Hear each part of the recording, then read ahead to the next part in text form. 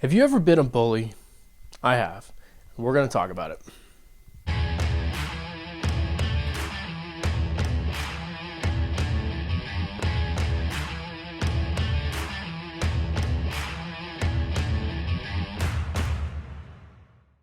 Good morning, Crossroads students. I hope you guys are all doing really well this morning on this wonderful Monday. Hope school's going well. When I was, I don't even know, around 12 years old, I decided to be a bully for 3 days. Now, I was only a bully, like I said, for 3 days. And basically what I would do, we were having vacation Bible school at my old church. And every day I would, for whatever reason, poke this kid in front of me. We sat in the same row every day before the Bible lesson, and I would just poke him. And I don't know why. And he'd turn around and be like, "Stop." And I'd poke him again. And he'd turn around and be like, "Stop." And it was so entertaining for me. And I don't even know why. I was so young, and like the fourth day, it was like the last day of VBS, I did the same thing. And then at the very end, when we were all dismissed to our classrooms, he stopped and his mom came up to me, and I was like, "Oh no." And she was like, "Do you have something to say to these boys?" And it just happened that I had a friend with me who had nothing to do with it. But he's like, "Would you please stop picking on me?" And I felt so bad in that moment. I was just like, "Man, gotta get your mom in on this. Like, are you serious?" And I apologized.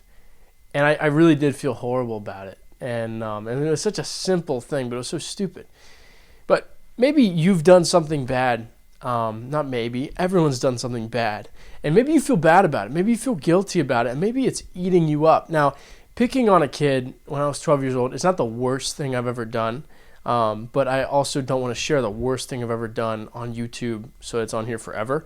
But I want to look at a verse in the Bible. This week we're going to be looking at Psalm 51. And this was written by a man named David. And a lot of us know him as King David.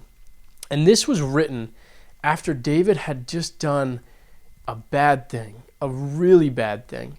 David had been with another man's wife, and to make up for it, he actually had that guy sent to the front lines of the battle that they were fighting, and then he pulled all the other men away so that that guy would be left alone. And that guy died. And that's how David tried to cover up this horrible sin. And afterwards, a prophet by the name of Nathan went to David, and he told this story about a man who had one sheep and another man who had a bunch of sheep. And the man who had a bunch of sheep ended up stealing the man who had one sheep. He stole that man's sheep. And he asked the man, he's like, "Hey, what do you think should be done about this whole situation?" And David's like, "Well, I think we should kill the guy who stole the one sheep. Like, that's so not fair.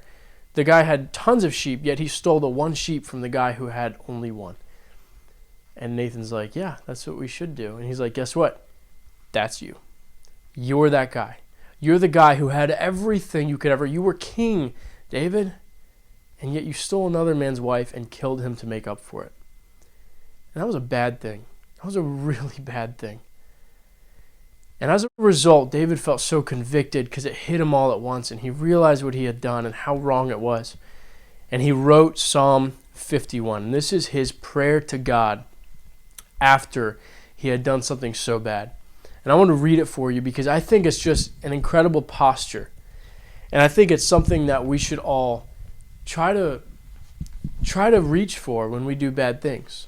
When we do bad things. And so Psalm 51, like I said, we're going to be in this all week. And it starts like this.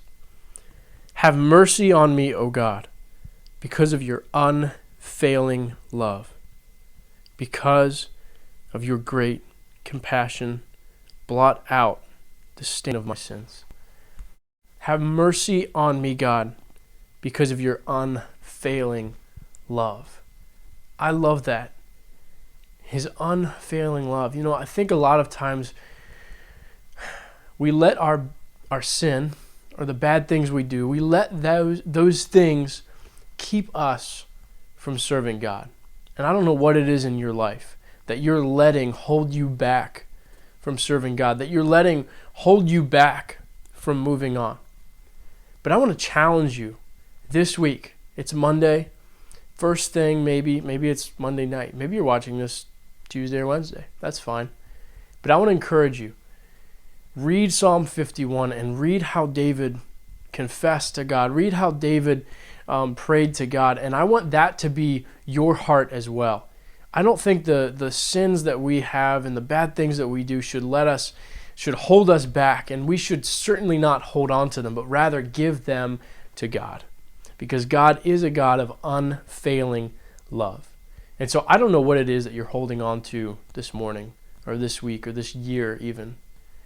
But I want to challenge you. Give it to God. Let it go. Adopt the same posture that David had of going to God and saying, God, forgive me. Forgive me.